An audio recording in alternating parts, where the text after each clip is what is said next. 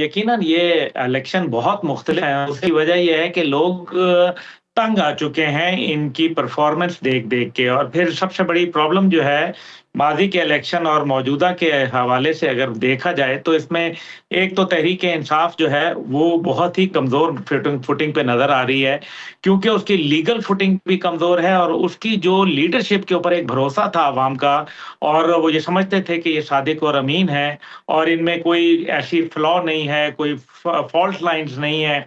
लोगों का बड़ा मेरे ख़्याल में भरोसा टूटा है और मेरा ख़्याल है यही वजह है कि बहुत सारे जो लोग हैं, जो सड़कों के ऊपर आना चाहते थे, माज़ी में आते रहे, वो नहीं आ रहे। लेकिन एक और बड़ा फ़र्क है कि पीडीएम की हुकूमत जो है, उसने 16 महीने की जो एक नाक़िस कारकर्दगी दिखाई है, उसके ऊपर लोग बड़े परेशान हो चुके हैं और मेरा ख़्याल है कि लोग जो है बड़े घबरा रहे हैं और ये देख रहे हैं कि जी क्या ये इलेक्शन जो है, उनके लिए कोई फ़ायदेमंद होंगे? क्या अवामी मसाइल का हल निकल पाएगा?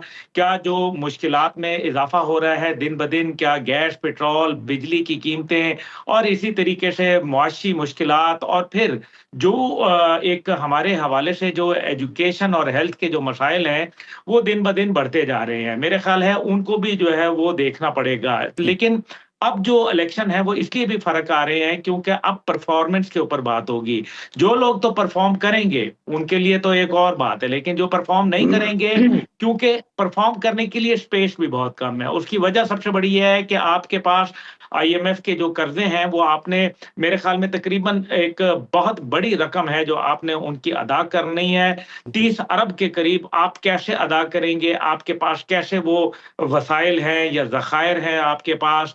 फिर आपकी जो एक हुकूमत नज़र आ रही है आइंदा आने वाले वक़्तों में, वो लग रही है कि वो फिर एक कॉम्बिनेशन बनेगा और उसके अंदर इत्तेहादी होंगे ठीक। और अगर इत्तेहादी होंगे तो उस इत्तेहाद के अंदर सियासत को तो ज़रूर फ़र्क पड़ेगा, हुकूमत को फ़र्क पड़ेगा, उसके पैर मज़बूत होंगे, लेकिन अवाम की जो उमंगें हैं, उनका कत्ले-आम हो जाएगा। आपको क्या लगता है, जो गवर्नमेंट आएगी, वो अपने 5 साल पूरे कर पाएगी? जैसा कि सरवर बारी साहब भी कह रहे हैं कि मुझे इलेक्शंस के बाद फिर इलेक्शंस नज़र आ रहे हैं।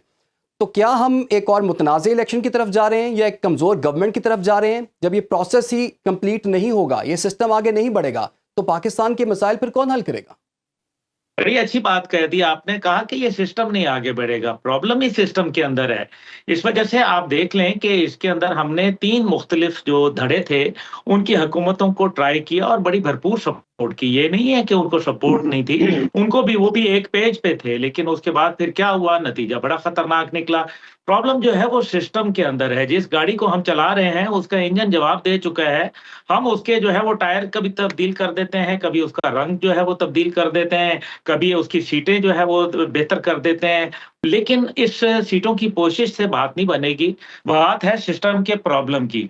सिस्टम जब फेलियर होता है तो फिर इसी किस्म के नताइज सामने आते हैं कि बहुत अच्छे-अच्छे मंझे हुए जो सियासतदान होते हैं, जो बड़े नामवर होते हैं और देख लेना कि ये जो अभी बारी साहब ने जिस तरह से बात की, बड़े पढ़े-लिखे लोग थे, बड़े अच्छे लोग थे दरमियान में, लेकिन फिर नाक़िस हो गए।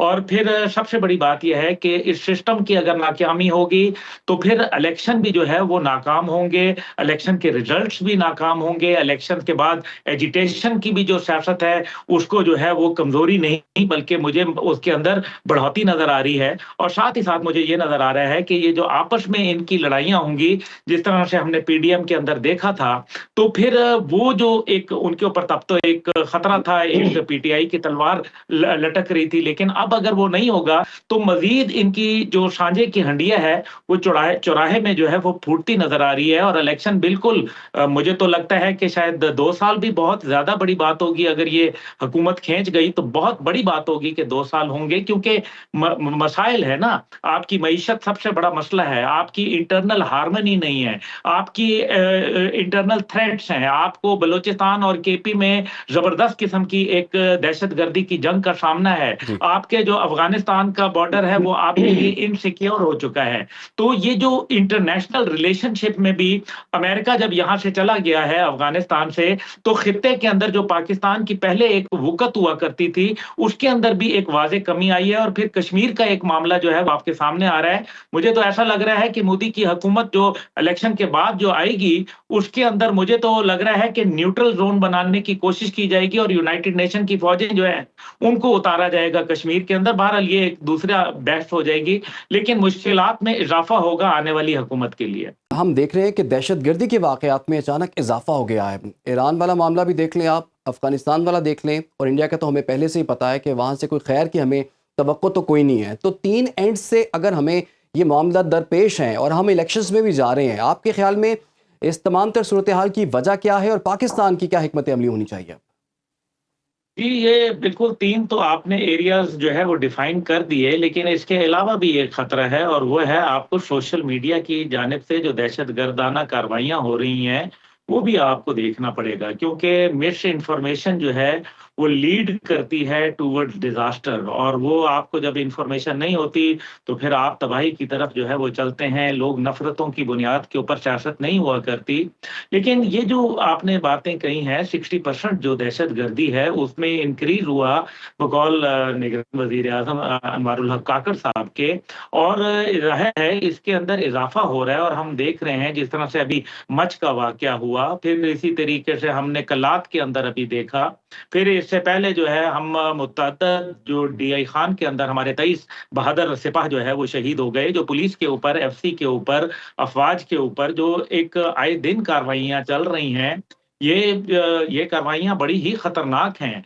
तो मेरा ख़्याल है कि इन मामलात को आप यकसर नज़रअंदाज नहीं कर सकते, लेकिन निगरान वज़ीर दाखिला गौहर एजाज़ साहब का कहना है कि जी इलेक्शन जो है उसके ऊपर मतलूबा सिक्योरिटी फराहम की जाएगी। लेकिन देखिए ना बात ये है कि खुदा ना ख़ास्ता कोई भी एक नाखुशगवार वाक़या जो है, वो बहुत ख़राबी की तरफ ले जाएगा और मेरा ख़्याल है कि ऐसी फ़िज़ा जिसके अंदर पहले ही साफ़ करार दे दिया हो ज़्यादातर पोलिंग स्टेशंस को, तो आप क्या समझते हैं कि लोग पोलिंग पे बाहर निकलेंगे और अगर लोग पोलिंग पे एक मखसूस तादाद से कम निकले, तो फिर ये तो इलेक्शन वैसे ही बेअसर हो जाएगा। आईनी तौर पर, कानूनी तौर पर जो है वो इसको जो है वो गैर मौसर करार दे दिया जाएगा। तो ये भी एक बहुत बड़ा खतरा है क्योंकि ये भी जमहूरी तरीका ही है कि अगर इलेक्शन गालिबन 37% से पोलिंग आपकी नीचे जाती है, जी। तो फिर मेरा ख़्याल है कि ये इलेक्शन जो है इसका कोई मानी नहीं रह जाएगा, एक बेमानी सा इलेक्शन तो हो अब जाएगा तो अब जो और गवर्नमेंट फिर आएगी, जो इस हमारे इलेक्शंस के लिए बाद गवर्नमेंट आएगी, आपके ख़्याल में उसका सबसे बड़ा चैलेंज क्या होगा और उसकी क्या हिकमत अमली होनी चाहिए? सबसे बड़ा चैलेंज जो है वो नेशनल हार्मनी क्योंकि आपका जब घर इन ऑर्डर होता है, तो आप पूरी दुनिया से जो है वो टक्कर ले सकते हैं। लेकिन अगर आपका घर इन ऑर्डर ना हो, एक तरफ जो है आपके जो तारकीन वतन बैठे हुए हैं, उनको ये बताया जा रहा हो कि आप मुल्क में जो है वो पैसा ना भेजें, तो फिर ज़ाहिर है मुल्क की मईशत जो है उसके ऊपर बड़ा असर पड़ता है। इसी तरीके से वो लोग जो इन्वेस्ट करना चाहते हैं पाकिस्तान में, वो ममालिक जो इन्वेस्ट करना चाहते हैं, एसआईएफसी का क़याम बड़ा अहसन इक़दाम है। लेकिन अगर मुल्क में सिक्योरिटी नहीं होगी, तो टूरिज़्म कैसे होगा? जी। आपकी जो प्रोजेक्ट्स हैं बड़े-बड़े वो कैसे लगेंगे? अब ये जो बलूचिस्तान के हालात हैं और दूसरी तरफ जो है सऊदी अरब $22 बिलियन की जो है वो रिफाइनरी प्रोजेक्ट जो है वो लगाना चाह रहा है। कैसे मुमकिन होगा? सी पैक का जो हमने देखा अभी जिस तरीके से चाइनीज़ को निशाना बनाया गया कुछ अरसा कबल, तो फिर क्या हो रहा है? तो फिर ऐसी सूरत के अंदर सिक्योरिटी, इंटरनल हार्मनी और ज़ाहिर है मईशत को बेहतर करने के चैलेंजेस एक साथ लेकिन राइट। ये क्योंकि एक ही पैराए के अंदर हैं, तो मेरे ख़्याल में इन्वेस्टमेंट आपकी तब तक जिस मुल्क में इंसाफ नहीं होगा, वहाँ अमन नहीं आता और जहाँ अमन नहीं होगा, वहाँ खुशहाली नहीं आया करती।